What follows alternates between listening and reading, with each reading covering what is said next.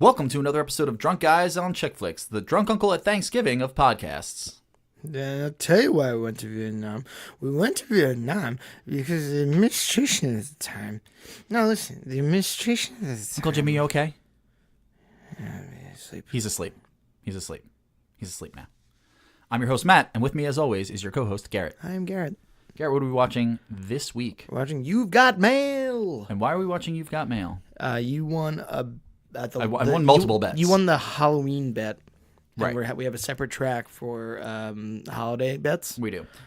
To be fair, mistakenly last week, we said that this week we had one more week before Thanksgiving. We were wrong. Yeah, no, this is going to be Thanksgiving. So happy Thanksgiving, everyone. So this episode's going to come out on Monday, and then Thanksgiving is Thursday. Correct. So I don't know, like maybe save the podcast until Thursday, put it on like a Bose speaker at the Thanksgiving table. And just like have your mom, your grandma, your drunk uncle, just listen to our dulcet tones. Yeah, really. Really savoring it. Thanks, guys. Just like put some gravy on it and savor it.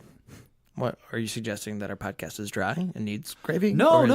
I'm. You know what? No, You're I right. mean, like, I feel like you wouldn't suggest. You know what? That We are the gravy on top of the dry Thanksgiving. Okay, so we're not substance. We're really just like I fucking hate you. So we're watching You've Got Mail, and it's mostly just because we were postulating that we were gonna do a Hallmark movie, Yeah. and we decided that was probably not a great idea. Well, and You've Got Mail is like a Thanksgiving movie. It's got Thanksgiving in it. Like, Sure. if you do a cursory Google search for this genre with a plus Thanksgiving. yeah, then Here here we are. I know we should have done Sleepless in Seattle first. We'll backtrack to Sleepless in Seattle at some point. Yeah. So You've Got Mail. What year is You've Got Mail, man? 1998. 1998. 1998. All right. I was a spry 11-year-old. I was 13. Yeah. I was in a very confusing time of my life. Yeah. Yeah.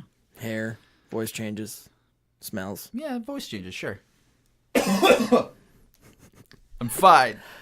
So this movie was written and directed by Nora Ephron. Okay.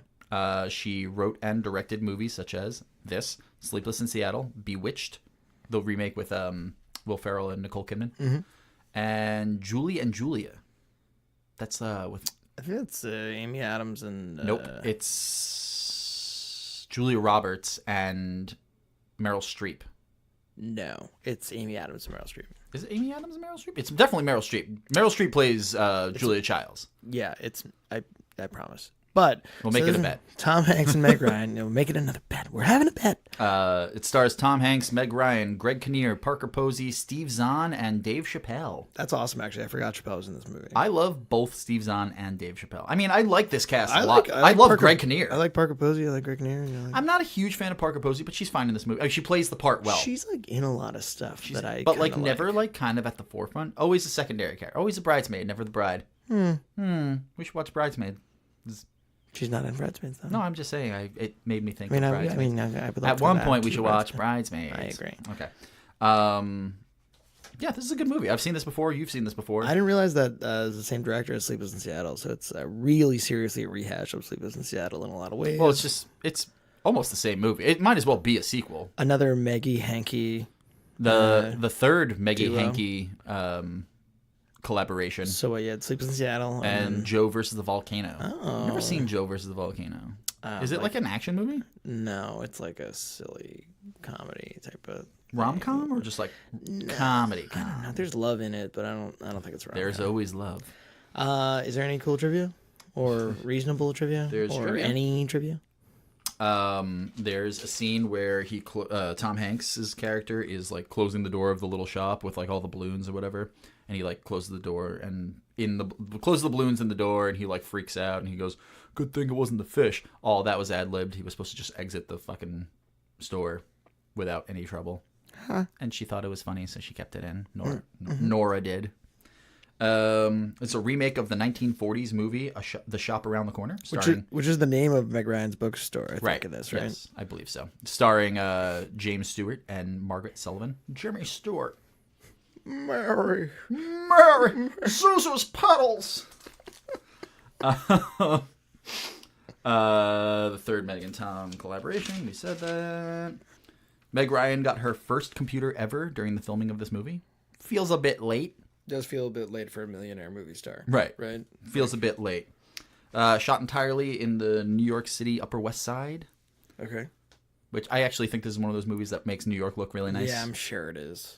I actually like distinctly remember it making New York look like clean and shit and like glamorous. Clean Yeah. and shit. Right, There's a Broadway musical adaptation of the original movie called She Loves Me. Yeah, didn't know that. And it's the final movie. Oh, sorry, hang on. You're killing me, Matt. Killing myself. Oh, it's the final film of John Randolph, who's another cast member in this movie. All right. Yeah. Sad. So we're drinking this week. We're drinking a beer from Stony Creek Brewing in Connecticut. It's called Stony Joe. This is loose. Well, his name's Joe. Joe and Fox. He's F-O-X. Joe Fox. I remember F-O-X, that. yeah. Right. And he's kind of like he's got kind of a stony exterior, doesn't he? He's big business. He's trying to close down her tiny little shop. I'll take it, but I don't love what we've done here. Listen, you shit. It took me a while to think of this. I know. We both had a hard time with this one. We collabed on this one. Yeah. It's like It's Imperial Stout, I believe. it's a golden mocha stout. I don't know what that means. The fact that it says golden and stout in the same... Yeah. I'm nervous. Yeah, I'm nervous as well. But, hey, give it a shot. Yeah, That sounds why not? pretty good. All right, bet-wise, we're just going off of how many times, because the movie's called... You've Got Mail. So we're going on how many times you hear the "You've got mail" From the AOL. because this is just an AOL commercial in many ways. Right. Before AOL was just a website. And this isn't like AIM as a message. Did you ever like pay for AOL? Did your family ever pay for AOL? For a very long time. Really? Oh yeah, I was right at the forefront of AOL. I had the first version. Can I ask a question? Isn't it just a browser with email? It's email and a browser, but it was a whole like application. Like you opened AOL as an application. Yeah, I mean, it had chat rooms as well and instant messaging. I remember the chat rooms. I bet you do, you sordid little freak. I was a poor at the time, so I just had AIM, like AOL Instant Messenger. Well, like AIM the came free, after. the free thing. That came later. AOL Yeah. was its own thing, and then Instant Messenger became its own thing later. Interesting. Yeah, I also had AIM later. Oh man, imagine we could like read those logs, like go back and read the. Can logs. I tell you? So I think earlier this year they finally like shut down Instant Messenger for good, and I like went on a tear and signed in on like trying to remember like my password or whatever, just so I can like take snapshots of my AIM buddy list because everyone's screen names were embarrassing. Yeah. I remember yours. You remember mine. Let's not talk about it.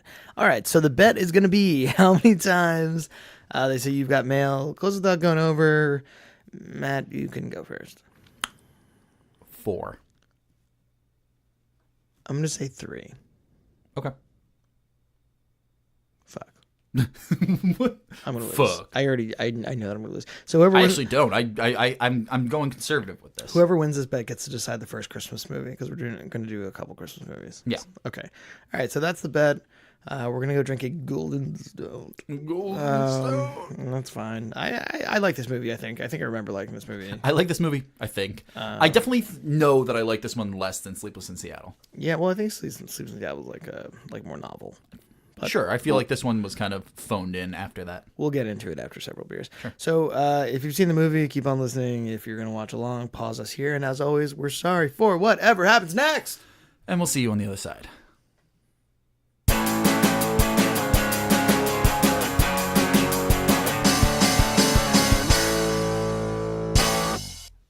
And we're back. And we're back. I had a lot more fun with this movie than I thought I would. Yeah, I recall. I feel like I liked it as much as I remember. I'm going to start off by saying that through 75% of this movie, everyone's unlikable. Which is hard because Tom Hanks is just like... I disagree. Okay, but show your work. But I think it starts on a note that it's trying to come back from the whole time. Almost immediately, they introduce the two main characters as like these people in relationships. Yeah. Who are just like immediately like cheating, like emotionally cheating on their significant others. You're really jumping right into plot here. Well, we'll get there. I'm just saying it's something that like makes me feel weird about the entire movie. Yeah. So, but like, general impression, broad stroke, whatever. I liked it. I liked it too.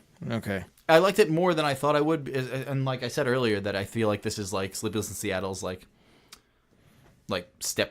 ugly stepbrother or whatever they call it, ugly stepchild or whatever. Yeah, but I think it's good. No, I think it's totally good. We'll have to more closely compare it to Sleepless in Seattle when we do Sleepless in Seattle. Yeah. Sure. Do 3 sentences. I think this is an easy one for 3 sentences. Yeah, you'd think. The plot of this movie, Matt, in 3 sentences. Go. 2 star-crossed lovers meet each other anonymously online and fall for each other while dating other people. Yeah, like one Montague and one Capulet. Sure. Sure. Anyway, that's one sentence. Sure. Woman owns a small business and is trying to keep it afloat, while a big business that the man owns is coming to town and taking it over. 2 sentence.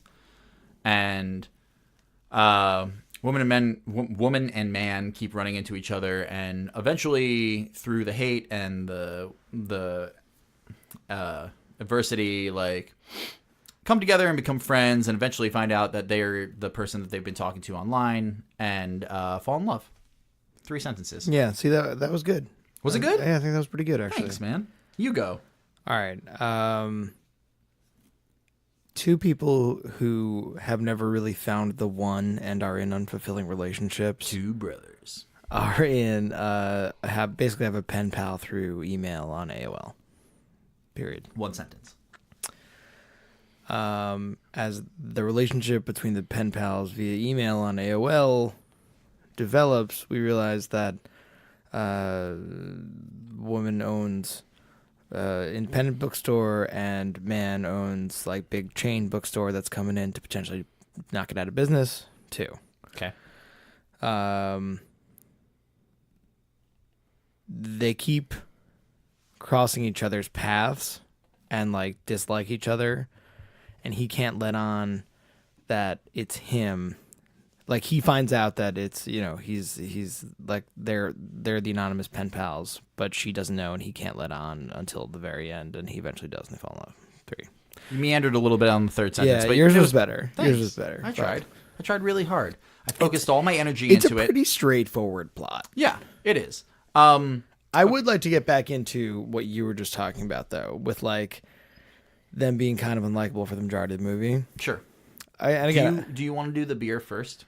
Oh, yeah. You know what? Yeah, sorry. No, no, I'm asking. Like, before we get like deep into the plot. Oh, gosh. It's fine. I liked it. I hated it. Yeah, I know you hated it. You barely had one. Was that Stony Joe? No. Yeah, it was called Stony Joe. Oh, yeah. It's a golden mocha stout. Yeah. Ugh. I gotta tell you, you opened it and you poured it and you're like, oh, this is poison. I was like, all right, well let me taste it. I got my first sip, but I was like, oh, he's right, this is poison. And then I had 3 of them. Like I didn't stop. And I'm drinking one right now, and it's not my like style. It's not like something I'd go back to, but like I don't hate it. I like it. Would you say, much like this movie, this beer was the Joe Fox to your Kathleen Kelly? Like it wore you down kind of gradually over time. Yeah, you know what? I would absolutely say that. You got comfortable with it. Except that I don't think I'm ever going to fall in love with it. Well, I mean, listen. Hey, who knows? That beer's going to put your bookstore out of business, and then you'll still probably... What's my bookstore in this scenario? I've got nothing. My sobriety. Got it. Hey, look at you. Hey. That was a team effort. We got there. We got there. I really didn't like it. The taste was okay. The smell... The smell I like. It's coffee. Ooh, the smell was rough. Really? Yeah, it tasted like chemicals or like you taste like chemicals. Just poison. I don't know. You taste like poison. Not for me. It might be for somebody else, like Matt. I'm drinking it now. Yeah, he really is. Let's do the bet real quick, and then we can just dish. We just dish. We about can just this be movie. a couple of girls dishing about a movie. I won the bet. You did win the bet. You've got mail. You did win the bet. I was actually blown away. I thought like I know. I thought there'd be a couple more. Only happened twice in the Two entire times. movie. I was closest. I win the bet. Your reign of terror, once again comes to an end. Well, I mean, it doesn't really, because technically I still... Once again comes to an... Well, no, I get the next holiday movie. Right, this was Thanksgiving. And I've picked the next movie for, like, our regular series. So that's good. I hate you so much. Yeah. So, I do want to talk about, just because this is the holiday episode, again, before we dish more about the movie itself. Yeah. I get why this was like on a list that came up. Like there was Thanksgiving stuff in it.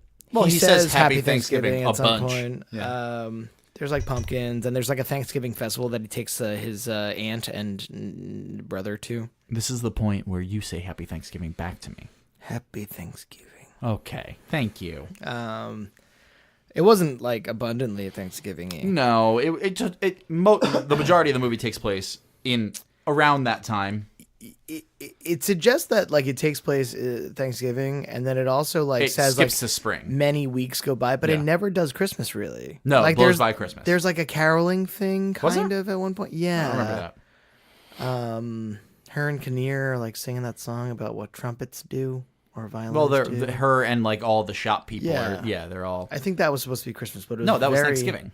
Oh, okay. That was like their Thanksgiving celebration. So this is actually a rarity in that respect, because I feel like a lot of movies that do holiday stuff that include Thanksgiving also include Christmas, because it's like so close together. 1 month later.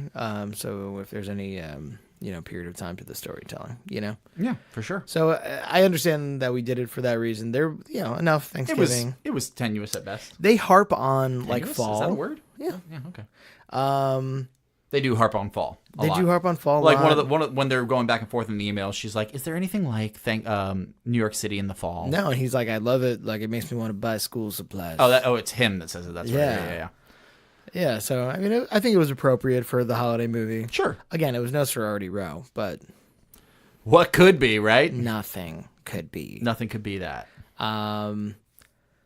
So let's dive into this a little bit more. Okay, so I want to hit what you said before, because you said that they were unlikable. I don't think that they are unlikable. Like generally, like you think like pretty much all the characters in this movie, from the majority of it, were unlikable. Not like entirely. It just everyone has such an not everyone. The main characters have unlikable qualities to them. So, and again, I think it's just because of where it starts. So it starts. Meg Ryan wakes up next to her boyfriend, Greg Kinnear. Right. He leaves for work. She like looks at the people to make sure he's gone. She's being real sneaky about and it. Then That's something that tiptoes really... over to her computer to have like her romantic, and it's not rendezvous. It's not like sexual or overt, but it's like it's an emotional. It's an emotional relationship affair that she's having, and she's obviously trying to keep it a secret. Like she's weird about it, right? Anything you're keeping a secret, it's not like, oh, it's my pen pal. It's like, it's my secret pen pal that I talked to when you're out of the house. Right. Like, if it was innocent, she would like not be afraid to show it to Greg Kinnear 100%. or do it in front of Greg Kinnear. Well, and then Tom Hanks does the same shit, because it cuts to him then in the very beginning of the movie again with Parker Posey, his girlfriend Parker Posey. Who is just a pill. She's a pill. Doesn't he call her a pill? No, he calls Meg Ryan a pill. He calls Meg Ryan a well, pill. if anyone's a pill, it's Parker Posey. Sure.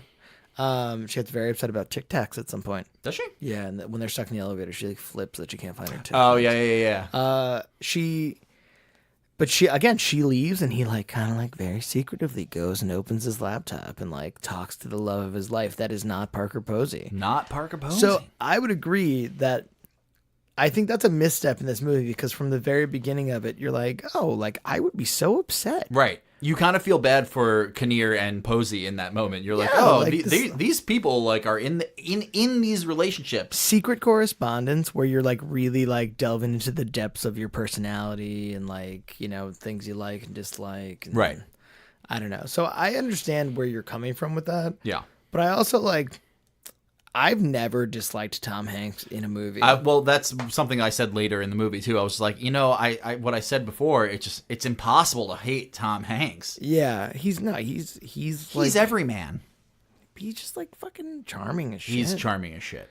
Meg Ryan, I don't love Meg Ryan in most things. I know that might be an unpopular opinion, but I'm going to join you there. I kind of dislike her a lot.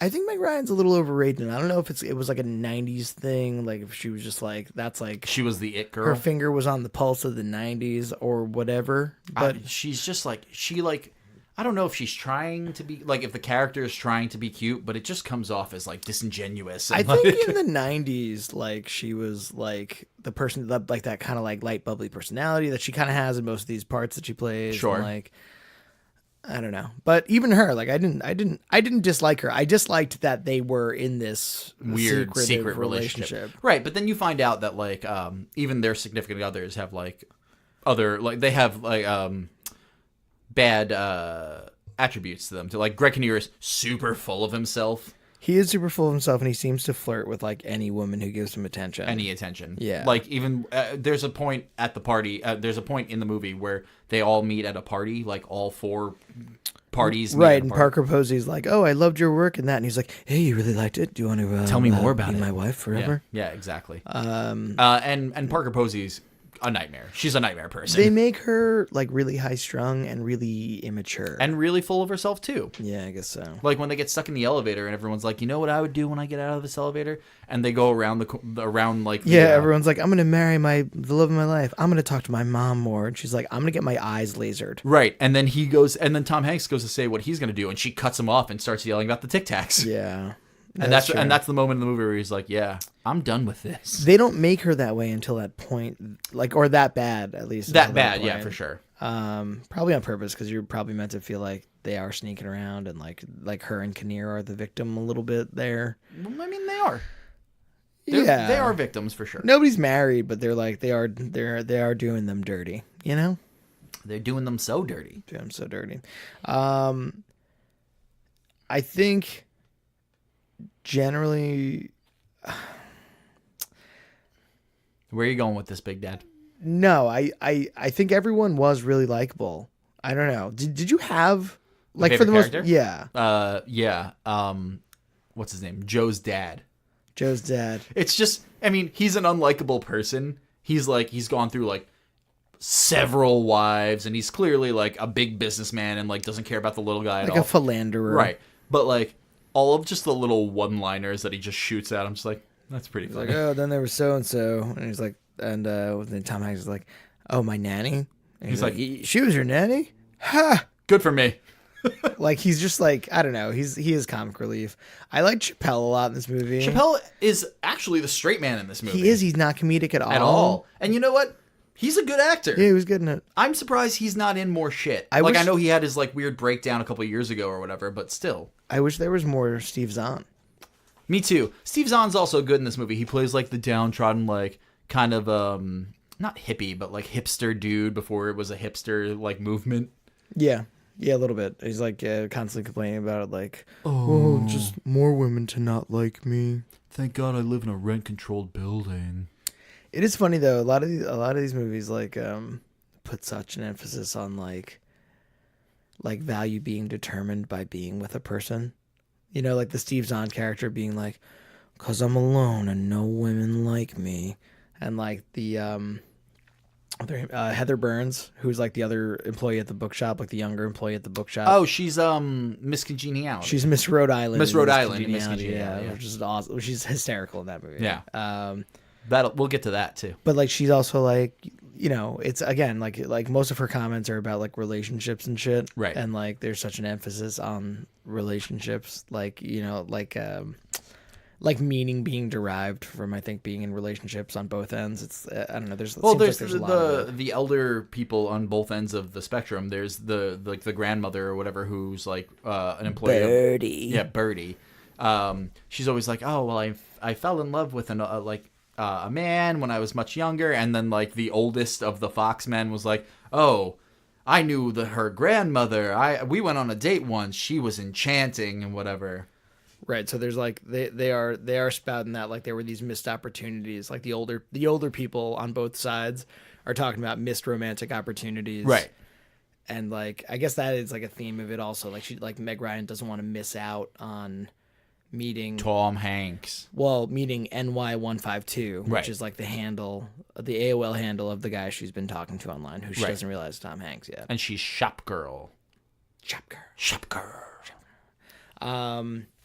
So like we said, you know, in the beginning, it's basically like he comes in and his family is like opening basically a Barnes and Noble, right? Like a big, which is funny a big because Barnes and Noble. actually I'm pretty sure that in the place of where Fox Books is, there is actually a Barnes and Noble now. Oh, really? I mean, there was at one point. I don't know if Amazon has already put it out of business at this point. Well, that's like what I was thinking. When it was showing like the big Fox Books and how like beautiful the store was, I was like, and Amazon put this out immediately after this movie. Right. All right. So yeah, so he comes in and he basically, she finds out that she has a meet cute with him.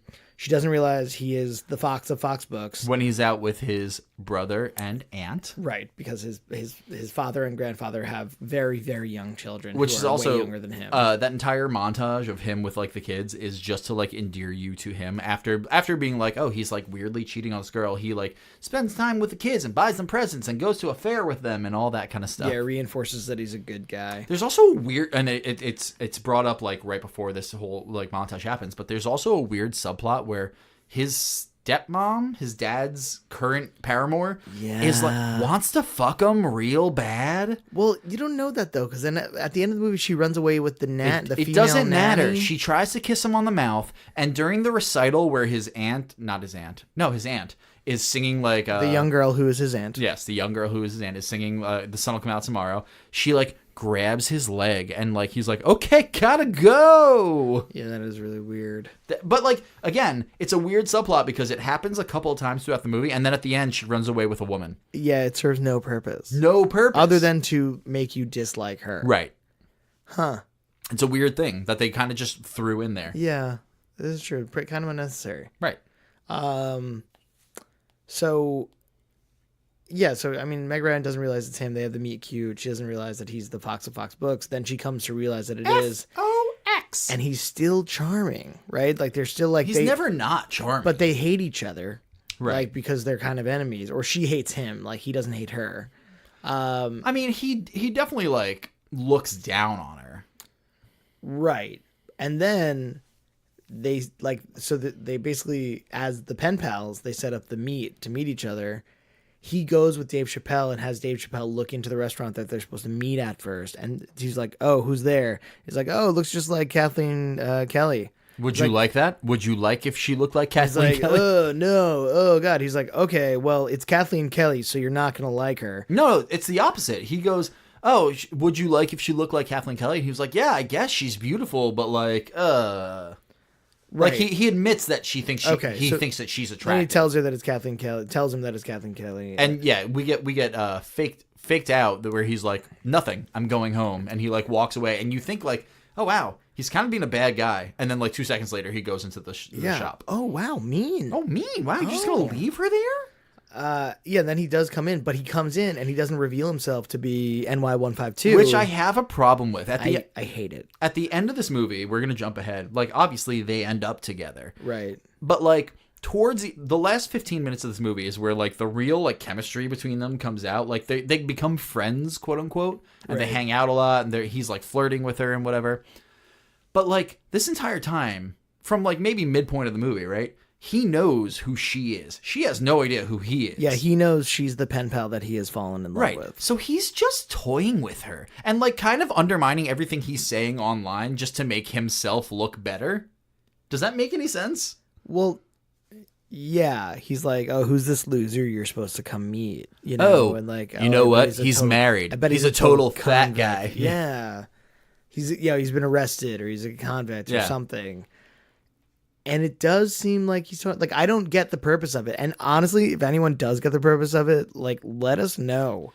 Because at the end of the movie, he shows up and she's just like, oh my God, I was hoping it was you, which is great. Which was a really cute cute moment. And it ends right there. And there's nothing, you don't need any exposition of what happens afterwards. And I like that. But in what reality is she just not like, so you're just fucking with me these last few months? Oh, fuck you. Yeah. Oh, fuck you so hard. Yeah, no, that was a lot. And it seemed like he was going to great efforts to endear himself to her as Joe Fox and also maintain the relationship as like NY152. Right. And he really could have saved himself a lot of steps. Yeah, just been like, oh, that guy, the guy you're already enamored with, it's me. The only rationale that I can possibly think of is that, like, if he just went and met her as NY152, right, and she sees that it's him, she immediately like is without endearing himself oh. to her separately, just as Joe Fox, right, as this guy who put her out of business, who's like kind of the enemy, right. Without doing that before that point, I feel like then they get to that point and she's like, fuck you. Oh, it's you? Fuck you. I can't do this. Right. Like, I'm going to disregard every email you ever sent. I think you're full of shit. You're an asshole, right? Well, she does that a lot to his face. And while he knows that it's her, she's just like, oh, wow, you're a real piece of shit. And like, actually in that first meeting when they meet at the coffee store or whatever, the coffee store, whatever, the restaurant where he like goes in and talks to her, she's just like, wow, you're just like a soulless, like big business, blah, blah, blah. And he actually gets like really hurt by it. And he's like, all right, well, that's my cue. I'm just going to leave now. Yeah. I actually felt bad for him in that moment. She's unlikable. She's not a likable character. No, the character's like fine. I don't know. I disagree. I don't love Meg Ryan, but I think the character is like sweet. The picture of her mom behind the register, for example. Well, it's an adorable thing. Like, cause that could have been any woman. Her mom owned the bookstore. That's also like why she's got more skin in the game, right? It's not just like her bookstore. It's like the bookstore her mom had, and then her mom passed and left it to her, and she has like all these memories and things associated with the bookstore. I have a question about her mom. Yeah. Is Birdie her grandma? I don't think so. I think Birdie has just worked there forever, so she like was friends with her mom. Because Birdie's got a locket around her neck with a picture of her mom. I think they're just friends. I don't think it was a grandma. Okay. Yeah. I got really confused about it. No, I think not. Okay. Yeah. Just checking. I think they would have like. I guess it was less of a question about the mom, more of a question about I think they Birdie. would have established that like a little bit more otherwise if Right. it was a thing. Okay. But I did consider that for a minute. Like, oh, she called her Birdie. Is that like a cute nickname? Is that like Gam? Gamma? Gangy? Gangy? Yeah. Meemaw? Nona? Nanny? Are we going to go back and forth with this? I'm done. I have nothing. Oma? Oma? It's German. Sure. It's the German one. Sure. Oea? Stregonona? No, Stregonono means witch mother. No, witch grandmother. Strega is witch. Oh, is it really? Yeah. I love Stregonona, though. She was kind of a witch. No, but like the story of Stregonona. Right. Strega means witch. We've gone astray. IPA! Hey! Sorry. So... Yeah, no, definitely not her mom. I had a problem with that. Like those were my two problems, right? So my two problems with the movie are that it starts with them lying to their significant others. Like, okay, go ahead. We talked enough about it, but it's fine. It would be one thing if it started, like, I think a way they could rectify that is if it started and they were like in shitty relationships, and then they were like, oh, what's this chat room? And then they like kind of like just harmlessly met in a chat room, like after they established that they were in shitty relationships. Right. They just need to they could rectify it just by saying they're in shitty relationships. Period. That's it. If they were like Greg Kinnear, at least at the beginning, Greg Kinnear and Parker Posey seem fine. Seem totally fine. They may be full of themselves or like a little high strung, but they seem like nice enough people. Yeah. What I did like about it is when they finally like come clean about with their significant others, less the Parker Posey, but more Greg Kinnear. When Meg Ryan and Greg Kinnear like come clean about what's happening, they have like a real adult like conversation about it. She's just like, hey, listen, he's just like, I'm not in love with you anymore. And she's just like, yeah, me neither. Oh my God, that's so weird. And they like talk about like how they have other people. Like shake hands. Yeah, they were kind of just like, oh, cool. And then they talk about like they're like, he's like, oh yeah, it's this other chick, and she's like, oh yeah, this other guy. They go Dutch on the meal that they're at like immediately. All right, well, see you later. They call each other's parents and apologize. Exactly. Like, I actually really appreciated that though. I thought it was nice. The Parker Posey thing was less good. Well, we didn't actually see them break up. Yeah, you know it was messy though. You know she probably threw things. Oh, but you know. You know it was messy. That's just, I mean, the way she flipped out about the Tic Tacs. I'm saying, she probably threw something. She does not handle rejection well. No, I would imagine. Not at all. You know? Do you know we haven't talked about soundtrack? So the Cranberries, we had the Cranberries in there. So the soundtrack was... It was okay. It wasn't hyper 90s, but the fact that the Cranberries was in there was like really good. The song opened on a song called The Puppy Song. Okay. By who? Harry Nilsson. All right. Well, you know, there was the dog. It was Rigby or What's the dog's name? No one could know. There's no way to know. You know what I was trying to think of? Embry? The who was like the little Jack Russell that wore a detective hat and solved mysteries on PBS? Wishbone. Yeah, it was What's Wishbone. the story, Wishbone? Oh my god. What's this you're dreaming of? Dude. Such big imagination for such a little pup. No? I cannot believe that you had that just floating around. Come on, man. It's Wishbone. I really loved Wishbone, though. Who didn't? Wow. Well, he reenacted all the stories of our past. He was like Romeo and Juliet and Robin Hood and stuff. They like dressed the little dog up. That poor dog. Or those multiple poor dogs. Yeah, that poor litter of dogs. Yeah, Cranberries Dreams.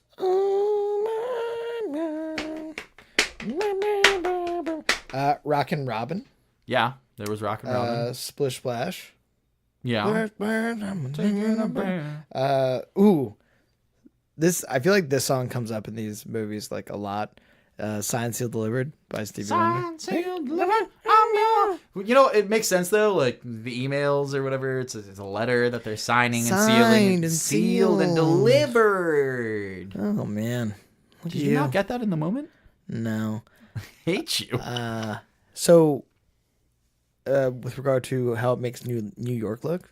It looks great. At least the Upper West Side looks super nice. Beautiful. I have to say, I think it made it look like a little regular at points too. Like it didn't make it like dirty or seedy at all. Zabas. But like there were a couple times where she's just like walking down the street, and I was like, that looks like a regular street, not like a perfectly angled, like ridiculous like movie shot. Super lit well and yeah. Yeah. No, I think it was pretty cool in that respect. I don't know. I don't buy her store.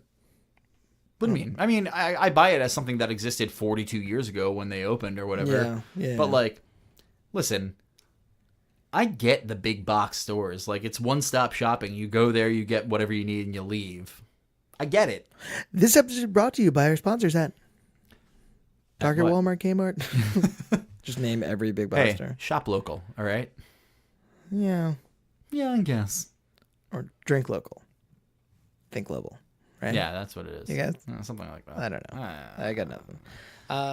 Sign the time stuff. Well, I mean, AOL, period. AOL, period. The laptops. Are, like, fucking 5 inches thick. With, and they're hardwired, no Wi-Fi. Yeah. Although, he did have internet on his boat. So there was a plug. There was an Ethernet cable coming out of the back of it, but he was still on his boat. But he was also sitting in, like, the captain's chair when he was on, like... So, like, all the instruments are there, too. I'm wondering if he's, like, hardwired. He's never, like, in his bed on the boat. It's like... I will not suspend my disbelief. Okay, you're right. When you're right, you're right. I will not. I will refuse. Not. There weren't really like cell phones or anything. No cell phones. Everything else looked like pretty contemporary. Yeah, pretty good. I want to go back to cars. I want to go back to Chappelle for a second. So Chappelle's only in the movie for like maybe 8 minutes. Total, yeah.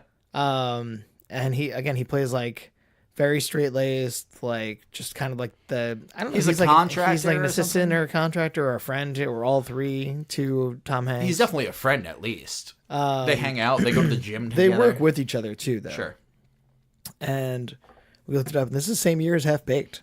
Yeah. So in the same year that he made like probably his funniest movie, like because like he's in a bunch of movies, but like that's probably like his movie, right? Yeah. Well, that he's the star of that movie. Sure. It's like one of my absolute favorite movies ever. Yeah. He does this movie, which is like Doctor said I need a bacchiotomy. Get away from me! I'm impotent. So good.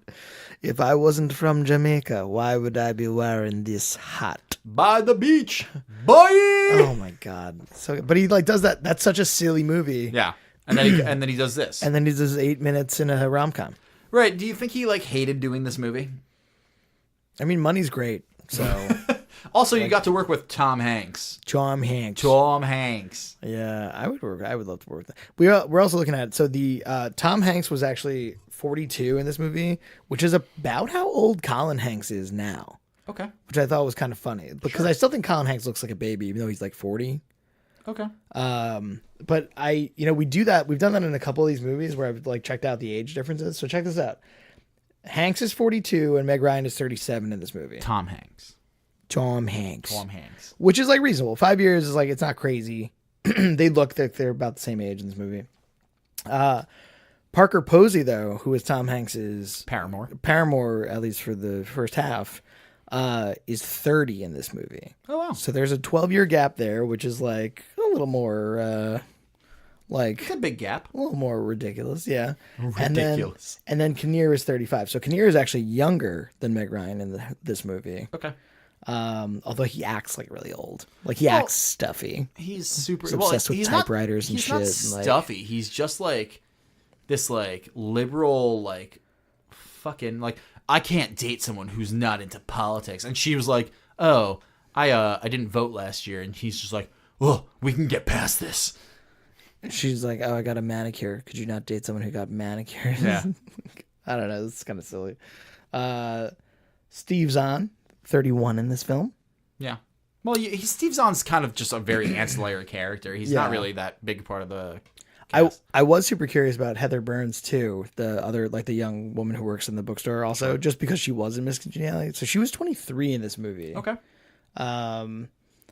Which was funny because it kind of like I don't know. I feel like they were trying to get like all their perspectives around Meg Ryan in the bookstore. Well, they had the old lady, the young woman, and then male, a male Steve Zahn. perspective. Yeah. I don't know. It's kind of funny.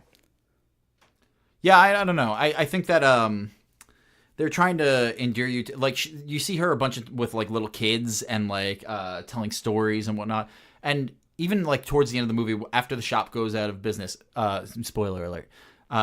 She like goes into Fox Books and she like goes to the kids section and she's like crying to herself, and someone's asking one of the employees at Fox Books like, "Oh, where do you know where I could find this book?" And the employee knows nothing. She's like, "It's by blah, and you can find it under blah." And he's like, "Oh, she's totally right." Yeah, he knows nothing. Yeah, he knows well, which is kind of like the point, like, that it's so impersonal, right? And she is like actually in love with all this and like loves books and loves children's books, especially, and all, you know. But big business though, right? Big business, Matt. Yeah, I mean, I think they did a pretty good job with that. I think ultimately, like all of that rounds out the movie a little bit more. And again, to my point, like it comes back to make you like her, sure, despite like the first couple missteps in the movie, whatever. So I like this movie a lot. I think. Okay. I mean, I think it's gonna be towards the top of my list. We'll get to that in a second. How did it do review wise, like Rotten Tomatoes and the audience score and all that shit? Okay, so the tomato meter, which again is the critic score, the tomato meter, is 68%. So fresh. That's fresh. Yeah, it's almost a C. Hey, and how about the audience score? 73%. I gotta tell you, that's pretty close. Probably where I have it. I probably have it at like 75. I actually kind of feel like it's a little low. You think 73 is low? Yeah. Wow. Okay. This may go closer to the top of my list. Interesting. Yeah, I'm actually kind of surprised by it as well. All right. Do you want to go to our lists? We can do the lists. We can look at the lists. So this is right. It's definitely going to be top half for me. For me? For me. I would say this is probably going to be number 8 on my list. So it's pushing 13, going on 30 out of the 8 slot. Yeah, so 7 will be The Other Woman, 8 will be You've Got Mail, and 9 will be 13 going on 30. And number 1 will be Still While You Were Sleeping. And my last will always be my number 20, because this is episode number 20. Hey! Made in Manhattan Forever and Always. Forever and Always. I'm going to say this is going to be my number 6. Wow. So yeah. It's going to push Clueless down on your list? It's pushing Clueless down on my list. Number 5 is still Spice World. Naturally. Of course. Uh-huh. This, You've Got Mail is number 6. Okay. And Clueless is number 7. And number 1 is still Devil Wears Prada. And number 20 is Made in Manhattan, Always, Forever, and Always. Yeah, Forever and Always. Because it's the Thanksgiving episode, and we've done now 20 episodes. Give me 5 movies that we've watched that you're thankful for. I'm thankful for Sorority Row. Why? Because it mixed things up.